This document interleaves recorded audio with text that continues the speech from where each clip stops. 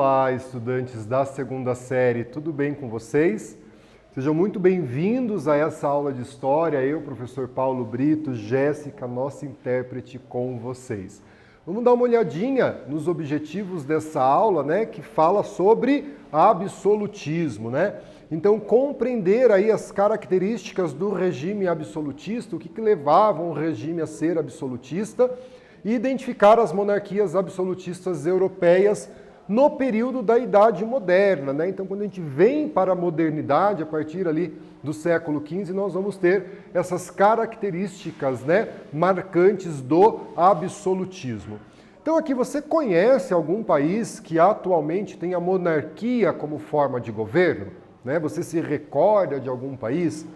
O Brasil já teve um monarca? Né? Em que período, se o Brasil teve um monarca, em que período ele teve, portanto, um monarca?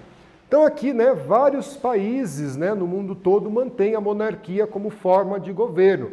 Muito provavelmente você deve, então, ter se lembrado da monarquia inglesa, né, com a atual monarca, a Rainha Elizabeth. Então a monarquia inglesa, muito provavelmente, para o mundo ocidental, a monarquia mais conhecida no mundo todo, né?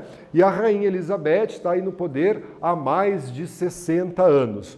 O Brasil teve, sim, um período de monarquia e nós tivemos dois monarcas, né? Dom Pedro I, responsável pela independência do Brasil, governou aí um período de aproximadamente 9 anos, entre 1822 e 1831, e Dom Pedro II, assumindo o trono em 1840, período conhecido como Segundo Reinado e se estende até 1889. Então nós tivemos, sim, dois monarcas na história do Brasil. Ainda nos dias de hoje, né, nós temos a família imperial brasileira, né, que tem os títulos de nobre em um movimento, né, discreto aí de retorno à monarquia no Brasil, embora nós sejamos uma república federativa presidencialista. Então o Brasil, ele foi praticamente o único país da América que manteve a monarquia após a independência. Então, a independência da América como um todo, ela acontece ali no início do século XIX. Nós vamos ter a independência dos Estados Unidos em 1776 e, a partir daí, né, um processo de independência na América. Os países tornavam-se independentes e adotavam uma república federativa presidencialista, na maioria dos casos, seguindo o modelo dos Estados Unidos. O Brasil foi o único país, ou praticamente o único país, tivemos aí algumas exceções, que manteve, né, a monarquia pós-independência, com Dom Pedro I e posteriormente com Dom Pedro II. Né? E aqui eu trago para vocês, né, o escudo da família real portuguesa, né? Essa família real que foi importante para a história do Brasil. Qual a sua opinião sobre a manutenção da monarquia no Brasil, né? Um dos aspectos que nós podemos citar sobre a manutenção da monarquia no Brasil pós-independência, diferente do que aconteceu com o restante da América, foi a unidade territorial, uma vez que na monarquia, né, a disputa pelo poder ela era menor, uma vez que a monarquia ela é hereditária. Então todos nós sabíamos que depois de Dom Pedro I ia vir Dom Pedro II, depois Princesa Isabel, que não chegou a assumir o trono. Então, a monarquia hereditária, ela faz com que a gente tenha uma menor disputa pelo poder. Nos regimes de república presidencialista, pós-independência da América, essa disputa de poder contribuiu com a fragmentação territorial da América Latina. Beleza? Então, aqui, ó, a mudança, né, do feudalismo para a modernidade marcou a Europa com rupturas e permanência. Nós vamos ter, nessa transição do século XIV, da Idade Média para a Idade Moderna, algumas mudanças e algumas permanências. Novas relações de poder, novas relações de trabalho, novas relações culturais foram desenhadas aí com o fortalecimento, com a centralização da monarquia, né? Refletindo inclusive na história do Brasil. Mesmo com a República proclamada em 1889, existe no Brasil um movimento monarquista que defende o retorno da monarquia como forma de governo no Brasil. Inclusive, nós tivemos um plebiscito em 1993 e uma das formas de governo em que os brasileiros poderiam optar era a monarquia, era o retorno da monarquia. Então aqui falando um pouquinho dessas mudanças na Europa, né, ali a partir do século XI, nós vamos ter o declínio da Idade Média, né, ela começa a entrar em decadência.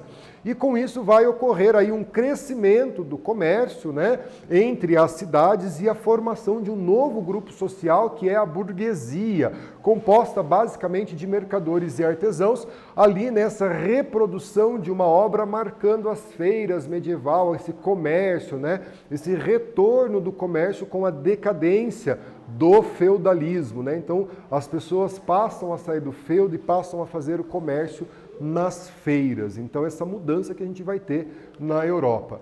E junto a essa mudança, né, desse renascimento do comércio, dessa centralização do poder, nós temos a ascensão da burguesia, né? Então a burguesia ela vai ser um grupo social que vai ascender, os burgueses, né, que faziam comércio. Então, junto com a burguesia, o fortalecimento do poder real que passa a ser centralizado nas mãos de um monarca. Vamos lembrar que na Idade Média o poder ele era descentralizado, né? Um senhor feudal ali em cada feudo, o poder na mão dos senhores feudais. Nessa mudança, né, essa ruptura que a gente tem para a Idade Moderna, nós vamos ter a ascensão da burguesia, o fortalecimento do poder real e a centralização desse poder nas mãos de um monarca. Aqui é uma reprodução, né, do Jacob Fugger e sua esposa, grandes burgueses da região de Augsburgo, na Europa. Então aqui o absolutismo, né? O absolutismo, assim como o mercantilismo, foi uma característica da Idade Moderna. O mercantilismo, a teoria econômica que dizia que a riqueza de uma nação estava pautada no acúmulo de metal precioso, né? Então nós vamos ter aí nessa transição da Idade Média para a Idade Moderna uma série de transformações políticas, econômicas, sociais, culturais ocorrendo aí no fim da Idade Média, no início da Idade Moderna. E aqui trago para vocês, né, Dom João V, monarca de Portugal no início do século XVIII, considerado aí o auge do absolutismo português, né, da centralização política nas mãos de um monarca. E aqui uma atividade, né? Copie a atividade do seu caderno, responda essa atividade e socialize com a sua turma, com o seu professor, com a sua professora. Identifique as mudanças na Europa a partir do século XI que contribuíram com o fortalecimento do poder real. Responda a atividade, a gente volta com a correção.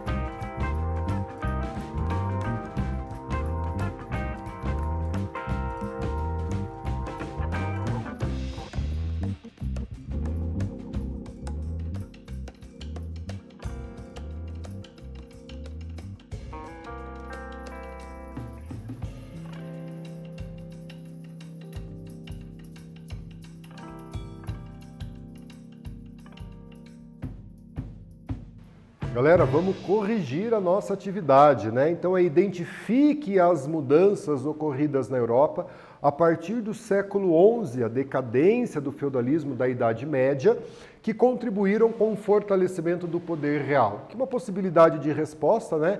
A ascensão da burguesia, né? Os burgueses perceberam a importância da monarquia para o sucesso dos seus negócios. Passaram, portanto, a apoiar o rei por meio de doações e empréstimos. O rei retribuía essas doações, esses empréstimos, esse apoio da burguesia, favorecendo, como por exemplo, implantando a política mercantilista, né? Essa política que vai defender, além das práticas, né, de metalismo, balança comercial favorável, vai defender aí outras características, né, que favoreciam o grupo social da burguesia. Então aqui, ó, o absolutismo, né? O rei vai concentrar praticamente todos os poderes. Ele poderia, inclusive, criar leis sem a aprovação da sociedade ou, se existisse, de um parlamento. O monarca também poderia interferir em vários assuntos, inclusive de assuntos religiosos, né? Nomeação de bispo, arcebispo, cardeal, inclusive a interferir na escolha do papa, né? Não havia limites para o poder real enquanto vigorou o absolutismo. Quem que é essa rainha aqui, né? A rainha Elizabeth da Inglaterra, governou a Inglaterra ali na segunda metade do século XVI e é considerado o auge do absolutismo na Inglaterra, a rainha Elizabeth, responsável aí pelo início da colonização na América do Norte. Então, quando ela esteve no poder, ela expandiu, né, as colônias inglesas e também tinha um poder absoluto nas suas mãos, o auge do absolutismo na Inglaterra com a rainha Elizabeth I. O absolutismo francês, né? Na França, o primeiro rei a impor a sua autoridade a todos os grupos sociais foi o rei Felipe Augusto, né? Vejam que ali, no finalzinho do século XVIII, início do século XIII, ele vai conquistando os feudos imensos, né? E vai centralizando a administração dessas terras conquistadas em suas mãos, aumentando assim o seu poder, né? Ele também vai comprar terras e ele vai montar um poderoso exército. Isso era importante, né? A formação de um exército nacional. Então esses monarcas, a partir do momento que eles aumentavam, né, as suas áreas de domínio, como por exemplo aqui o rei Felipe Augusto, aumentava o seu poder e centralizava esse poder, ele também tinha, né, a montagem de um exército nacional para defender aí os seus reinos, as suas terras, né? E o Felipe Augusto vai escolher para a capital do seu reino a cidade de Paris, né, cidade conhecida mundialmente. E aqui o retrato, né, do rei Felipe Augusto, né, por Louis Félix Aimé, vai retratar aí quem centraliza esse poder na França, quem vai centralizar essa monarquia francesa e assumir o trono, considerado aí o primeiro rei da França no período moderno. E aqui uma atividade, né? A imagem ao lado, aqui para vocês, é a do monarca francês Luís XIV, um dos maiores expoentes do absolutismo, não só na França, mas como em toda a Europa, né? O Luís XIV, ele é a representação do absolutismo monárquico. A ele é atribuída a frase, o Estado sou eu, l'état c'est moi, né? Ele vai dizer essa frase. Quais as características do regime absolutista, né, que vigorou na Europa? Então, cite as características desse regime absolutista. Lembre-se de compartilhar sua resposta com os teus colegas, né, com o teu professor, com a tua professora. A gente volta a fazer a correção.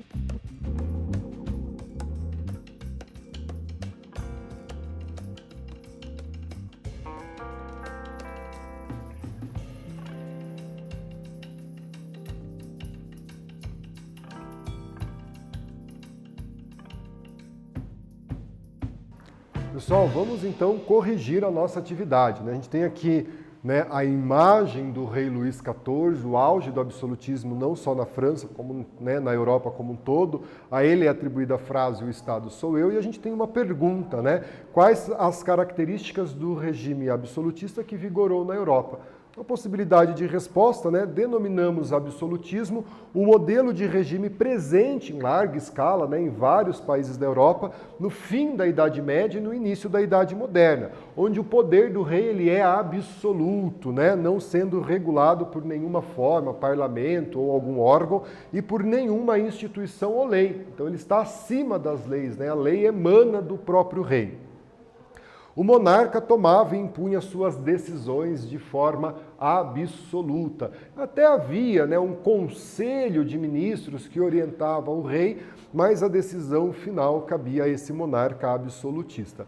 Se nós tínhamos os monarcas absolutistas, nós vamos ter os teóricos, né, as pessoas que vão defender essa centralização política e vai defender, em alguns casos, a monarquia absolutista. Trago aqui para vocês Nicolau Maquiavel, né, esse teórico do regime monárquico, né? Maquiavel defendia o poder do príncipe, né? Defendia a monarquia, não necessariamente uma monarquia absolutista, né? Ele escreveu uma obra chamada O Príncipe, né? Ou a Arte de Governar, trazendo conselhos para que o príncipe, né, o rei, centralize e mantenha a monarquia centralizada nas suas mãos. Thomas Hobbes, inglês, né, foi tutor de Carlos na Inglaterra, quem vai assumir o trono ali no século XVII, e ele vai escrever uma obra chamada O Leviatã, né, o monstro. Thomas Hobbes, esse sim, defende o absolutismo monárquico. Vamos ter na França, por exemplo, né, dois autores que vão defender, né, que o rei ele é representante de Deus na terra, que são Jean Bodin e Jacques Bossuet, né? Eles vão afirmar para a gente que o trono do rei não é o trono do homem, é o trono do próprio Deus na terra. Então eles têm uma teoria do direito divino dos reis, Jean Bodin e Jacques Bossuet. E aqui o absolutismo, né, algo comum nos regimes absolutistas, era a aliança entre o poder temporal, ou seja, o poder dos reis, né, porque tem um tempo esse poder, como a gente viu ali, o reinado da Elizabeth começou em 1558, terminou em 1603, então é um reinado temporal, um poder temporal, e o poder espiritual da Igreja Católica. Então há uma relação muito próxima entre o poder dos reis e o poder da Igreja Católica. A Igreja reconhecia o monarca como sendo ele, né, monarca do país, e esse monarca retribuía o apoio da Igreja Católica, dizendo que a religiosidade cristã católica era a religião oficial do seu país. Então essa troca de apoio entre essas duas instituições de poder, a monarquia e a Igreja Católica, né? E aqui a sagração de Filipe Augusto, né, o rei francês, ali no final do século XII. Então ele foi, né, sagrado, ele foi coroado na Igreja Católica, né? Os reis eles eram coroados, portanto, dentro das igrejas, denotando essa relação próxima entre igreja e monarquia. E aqui, ó, uma atividade para que a gente possa pensar. A frase a seguir propositalmente contém erros, né? Identifique os erros e reescreva a frase corretamente. Então ali, ó, o absolutismo foi uma forma de governo típica da Idade Média. O poder estava centralizado nas mãos da burguesia. Identifique os erros, reescreva e a gente volta com a correção.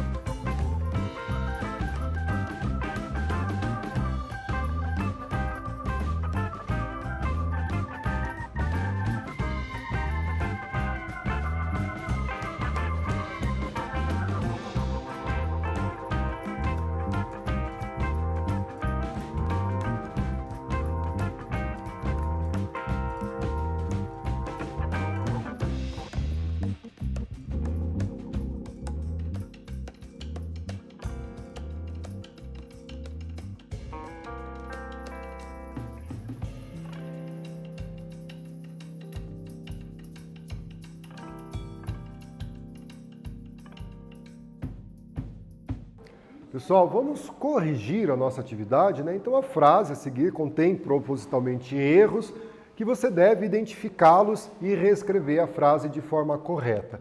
Então aqui, né, o absolutismo foi uma forma de governo típico da Idade Média, então primeiro erro aqui. O poder estava centralizado de forma democrática, segundo erro, nas mãos da burguesia, o terceiro erro. Então aqui, o absolutismo foi uma forma de governo típica da Idade Moderna. O poder estava centralizado de forma absoluta nas mãos do monarca, né? Essas características do absolutismo. Galera, retomada aqui, né? O regime absolutista, né? O absolutismo monárquico, ele se fortalece a partir do declínio da Idade Média. Então, quando a gente entra ali no século XI, nós vamos ter o declínio da Idade Média e o início dessa centralização política do poder nas mãos de um rei, fortalecendo, portanto, a monarquia. Durante a Idade Média, o poder ele era descentralizado, na Idade Moderna, poder centralizado. Poder real nas mãos de um único monarca, né? Então aí o absolutismo monárquico. A aliança geralmente entre a Igreja Católica e o monarca, essas duas instituições de poder da Idade Moderna, marcando então essas relações, né? O rei, né, trazia a Igreja Católica, dizia que a Igreja Católica era a religião oficial do país e a Igreja Católica então reconhecia o monarca como um rei absoluto daquele país. Os teóricos, né, absolutistas, teóricos como Nicolau Maquiavel, que vai defender a monarquia centralizada, justificam o poder dos reis, né, produzindo obras, a exemplo de Maquiavel, que escreve uma obra chamada O Príncipe. Galera, espero que vocês tenham gostado da nossa aula. Fiquem bem, se cuidem. Até a próxima. Tchau, tchau.